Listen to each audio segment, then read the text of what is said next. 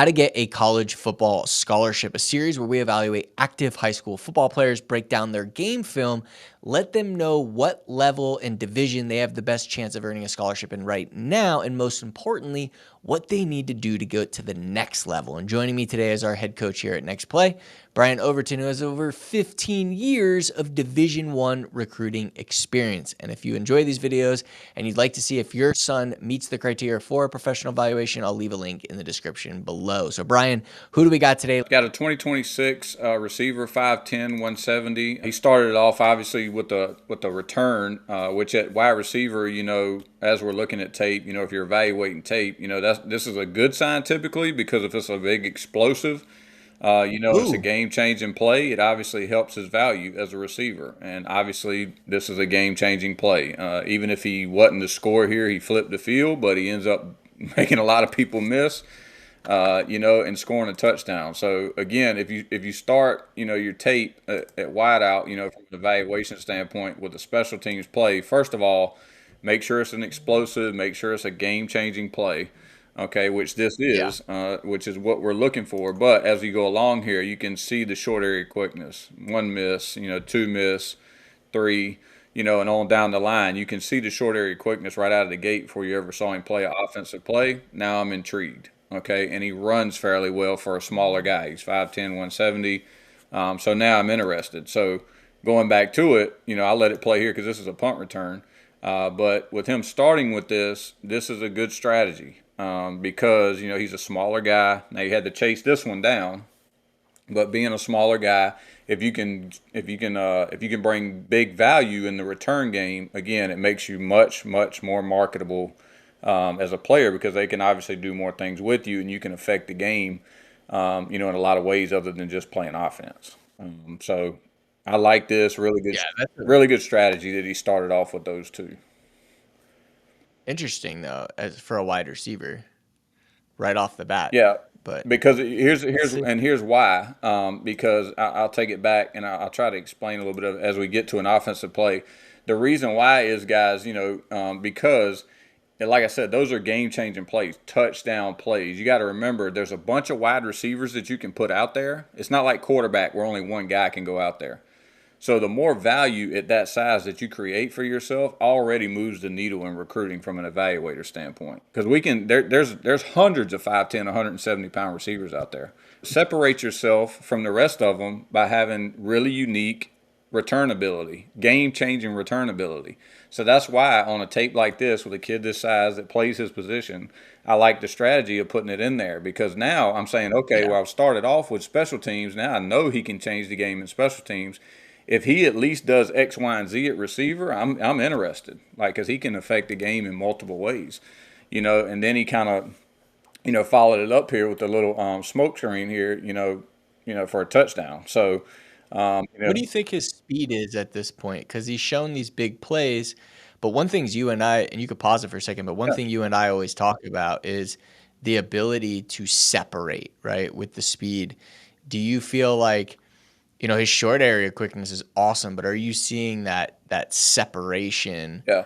Um, It's good. It's not. I would say it's above average. It's not like elite or way above the line. could you gauge his 40 based on Yeah, I did. Kind of on the first play when he got out down the sideline on the kickoff return. yeah. I would say, if you lined him up, consistently, he'd probably run, low 4.5. You know what I mean? He, on a really good day, he might break 4.5, like really high, 4.4, I would say. But I think he can That's run pretty still well. legit. Yeah, That's big time, that's yeah. that's that's Okay. fast.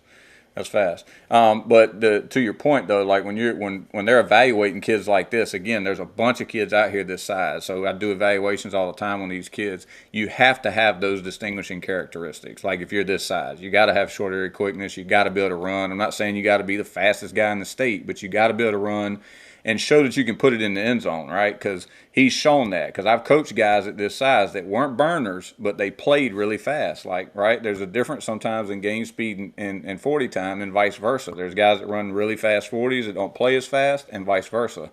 This kid plays really fast. Okay, so but you've got to have those things at this size. Got it. Okay. And as we're going, Let's see what we got. yeah, and as we're going through it here, like I had him. We've already watched. I had him move the play. At 114 up. I had him move the play at 123 that we just watched up, because they show some of those explosive features. And I had him as a play coming up at 2 minutes. I had him move up. So he did a nice job, like getting his touchdowns. A lot of his scoring plays at the beginning of the tape. And again, starting off with the special teams clips.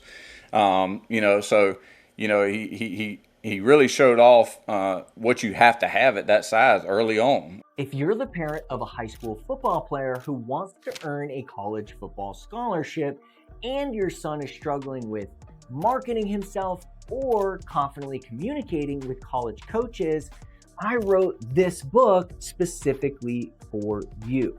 Inside it, I share exactly how I earned a Division I football scholarship in the SEC at just 5'7" and 150 pounds, without going to camps, being ranked, and without any connections. And right now, I'd like to give you a copy completely free.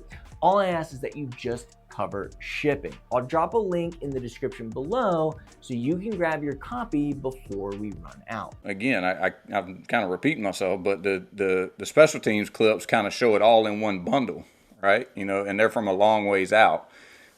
See, that was a really good play right there. It turned into an explosive that should have been about a 1 yard gain. So I think he shows a lot of position flex too. Like right there, they had him lined up outside. That always helps. That you can show that all What do you play. think about his route running?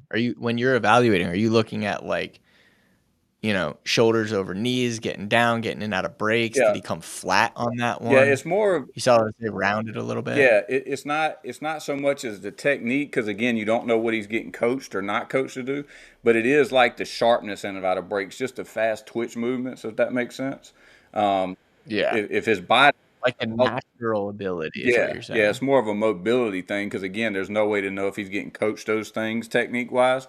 But if he can get in and out of his breaks, just from a fast twitch standpoint and a loose hip standpoint, see right there where he kind of stuck his foot in the ground and he was kind of out of that break, that was really good. Now whether he's getting coached on, certain technique or not, we don't know. But you can tell that if we were the way we project them guys is, if we see certain things on tape, like movement skills and certain physical attributes and other things, then we can coach the technique. You know what I mean? That's why we pay our coaches, right? So we're evaluating Oh. we're evaluating upside, talent, and position specifics, and things like that. So here I had him take out these last two. I want to rewind this here. So this one right here, not a highlight, right? It's a little speed, it's a little stop route, good catch, but not a highlight. Same thing right here on this last play, on this last return. You've got two really dynamic returns up in the front of the tape.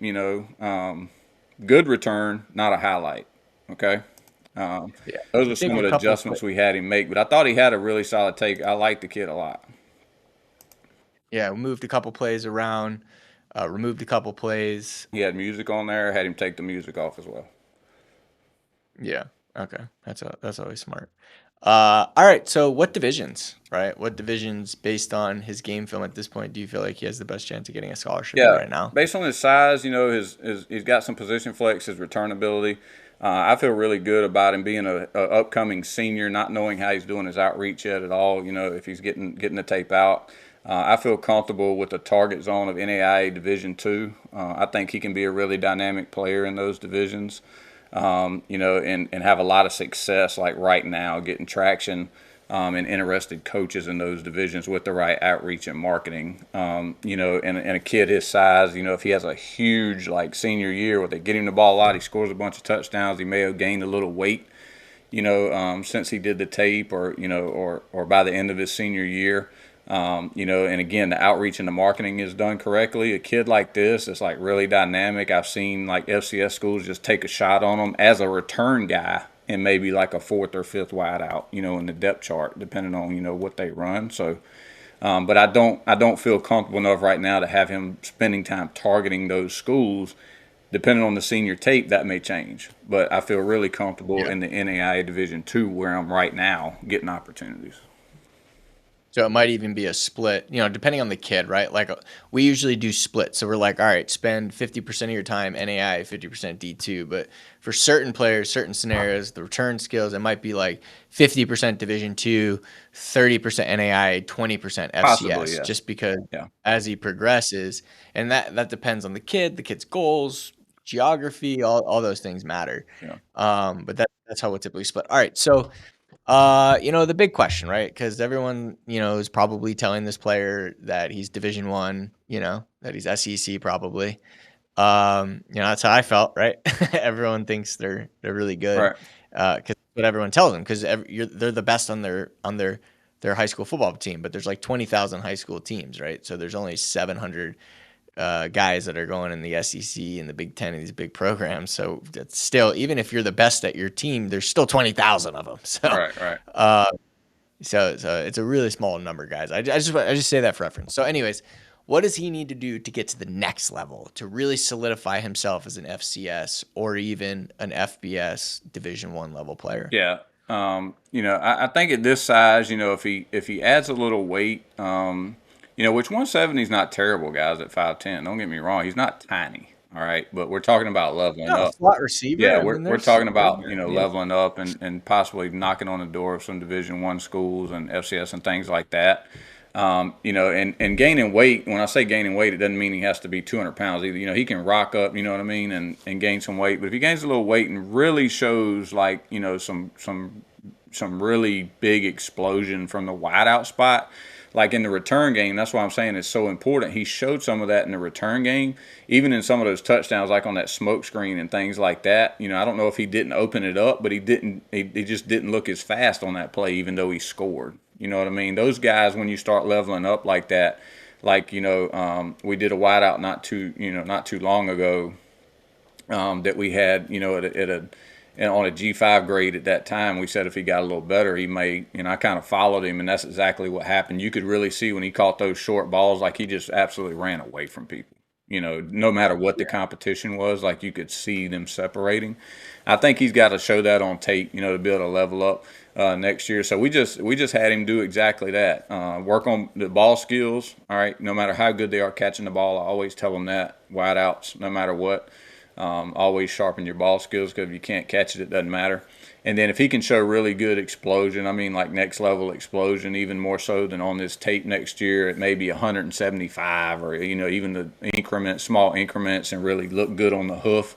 Like I said, I could definitely see some big senior tape, some FCSs, and possibly knocking on the door.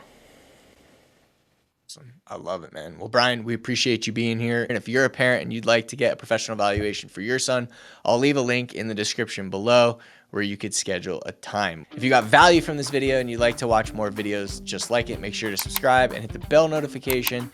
And if you'd like to watch our last video on posting on social media and how to use social media to get a scholarship, then you're going to want to watch this video right here.